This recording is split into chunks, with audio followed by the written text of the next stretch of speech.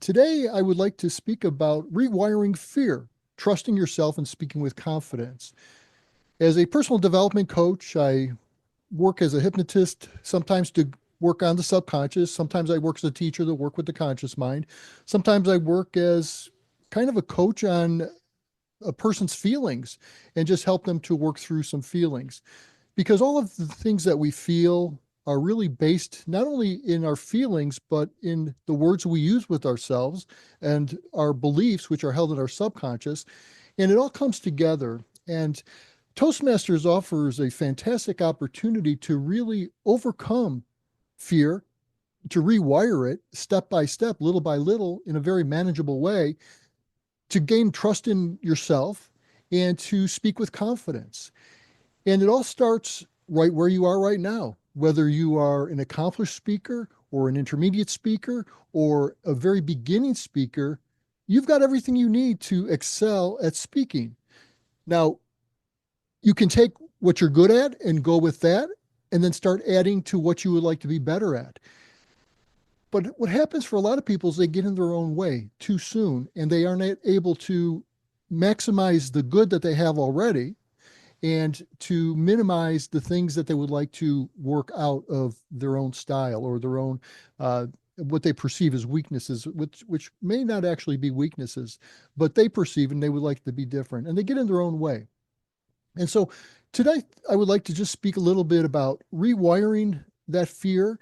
And typically with a client, I'll work at a subconscious level with hypnosis, but I'll also work at a conscious level with helping my clients to get a better perspective. And when they get a better perspective, their perspective that is not serving them very well is held in their belief. And when they begin to get a different perspective, their belief actually begins to change. And then that affects their subconscious as well. And so I think Toastmasters offers a beautiful opportunity to really become a great speaker, to become a verbal leader, and not only verbal leader, but also a leader within a group, which is very valuable in today's society. And I'm going to go to that perspective there because a lot of times what I see with especially new members who are new to Toastmasters, they really don't understand what's going on in a Toastmasters meeting. Now, it's not the nuts and bolts that, who speaks when and for how long and how to watch the timer. What they're really looking at is their own beliefs about what's going on, and they have a misunderstanding about what's going on. And so I came up with 3 steps, 3 easy steps to become an expert speaker using the valuable resource of a Toastmasters group. And those 3 steps are to step up, step out, and step in. And most people don't allow themselves to do that because they don't really understand the setting in which they are giving their speeches. And the setting is Toastmasters. Now, if you were a lawyer, we have a lawyer in our group, and many groups have lawyers in them. And if you were to go through the training they went to speak, I'm talking about trial lawyers here, if you went to the training that they go in, and from the beginning in their classes, everything they say gets picked apart and torn apart, and there are people trying to throw them off their game. And in that setting, that's important. That's what's necessary, because people's freedom or money is going to be on the line, and they need to get people out there either trained or out of the picture altogether who can defend somebody's rights in a court that's adversarial. But in Toastmasters, it's a completely different situation. In Toastmasters, this is a collaborative environment, and it's an environment of support. And when we come to give our speech, we can step up to that podium.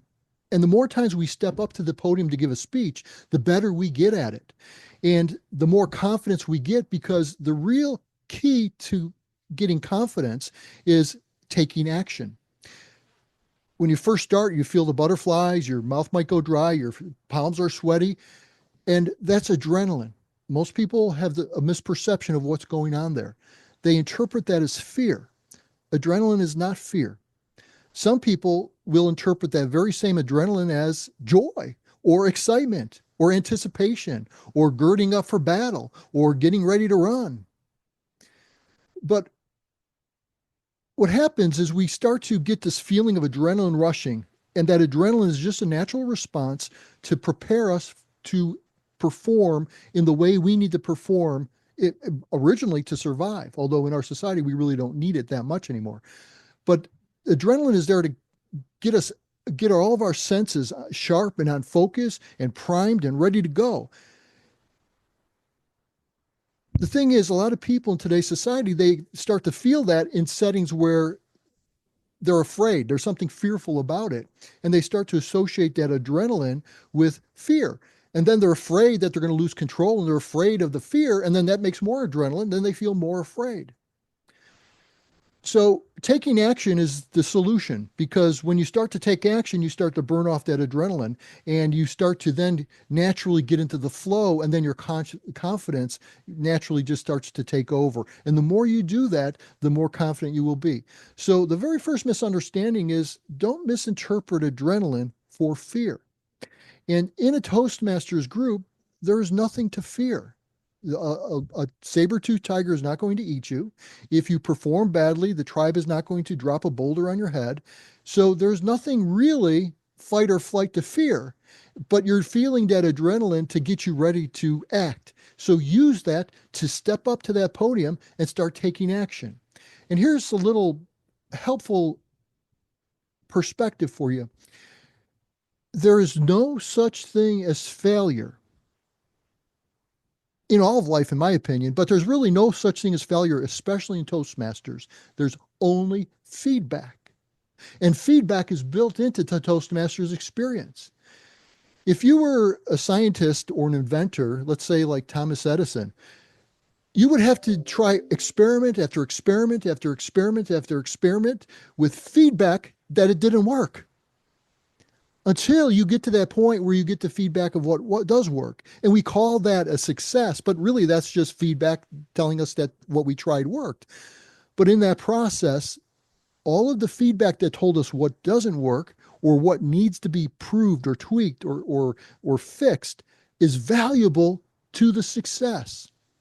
So every time you step up to that podium, you're working through that adrenaline. You're getting used to how to do that. You're getting used to understanding that feeling in your body, that it's not fear. It's priming you to do something, fight or run or something. So you're at a podium in a friendly environment, so speak. And remember that no matter what you do, through your speech, there's going to be feedback, and that feedback is going to help you to grow. There's no failure here. So get the perspective that that feeling you're feeling is adrenaline, unless there's an actual threat in the room. It's adrenaline, and it's preparing you to act. And you get to decide what that action is going to be. And you're at a podium, speak. And in that action, you are getting feedback. And that is a success. So every experience is going to be successful. No matter how badly you feel you did, it's still a success because you understand something more than you did before you spoke. That's stepping up. Now, stepping out. When you're in Toastmasters, especially on the pathways, you're getting all kinds of new experiences. Step out into those new experiences. Now, here's an important thing to remember about the reality of what's going on in Toastmasters. Let me back up and start with a scenario. Picture, if you will, a 12-inch wide plank, maybe 2, maybe 3 inches, laying on the ground in the grass. And let's say it's 12 feet. And if I was to ask you to step out onto that plank and balance on that plank and walk across that while sitting on the grass, everybody who's able to walk would probably be able to walk that plank without a problem. Now, they might not have great balance. They might kind of stumble off. They might need to play around a little bit to get good at it to where they keep their balance, but they're going to try it and they're going to be fine. Now, even if they raise that plank up, let's say 3 feet off the ground, like when I was in gym in grammar school, we had the balance beam in gym, and there were pads down there, and we got up there and we balanced on that little tiny beam, which is really only about 6 inches. And we balanced and we walked across that beam. And it was not that big of a deal. It was kind of scary, but the pads were there. We knew that we were going to fall into the pads. And so we did it. Now let's take that same 12-inch plank that was laying on the grass, or maybe even 3 foot high, where as you got good at doing it on the grass, you raised it to 3 feet and you're getting good at it up there. Let's raise that plank now to 30 feet in the air. Let's say between two buildings. What is going to happen when you step out onto that plank? Let's say it's completely solid. Let's say there's no wind. It's just a matter of balancing. You're going to go out on that plank and you're going to begin to realize, if I fall, I'm going to be hurt, if not killed. And all of a sudden it takes on this importance, a survival importance, and your muscles freeze up and you start to walk and you overcompensate and you feel like wobbling, and you will probably throw yourself off balance, even though you could have maybe walked that with ease if it was on the ground or only 3 foot high. And the difference there is that it now has an existential importance to you to successfully get across that plank. Well, here's the thing. When you step out into new experiences in Toastmaster, there is no existential threat to you personally or professionally. Toastmasters is the setting where you try new things and you get feedback and you get better as you go. So try those new things. Step out. Try a new action. Try some new vocal inflections. Try some new things that will help you to start to develop the skills in a setting where there is no threat, so that when you go out in the business world, you won't lose a sale. Or when you go out into a place where you have to argue your case, you won't lose your case. But in the Toastmasters meeting, that's the place to step out and get good by stepping out where the plank is on the ground and you can just tumble off and get right back up. And finally, step in. Step into the experience of the group that you're with through leadership. Now, there's 4 spheres of leadership that I've identified as the VP of education in my group. There's personal leadership, there's meeting leadership, there's club leadership, and then there's district leadership. And you just start out where you are and start learning how to lead. If you may have to lead yourself personally, doing what you say, showing up when you said you would, stepping up and volunteering for speeches. Or you may step into roles and lead in the meeting and get better at leading. Or you can become a club officer, or you can even get involved in the district. So these are prime examples to go even further and begin to enjoy building confidence and leadership skills in Toastmasters. So step up, step out, and step in. Thank you.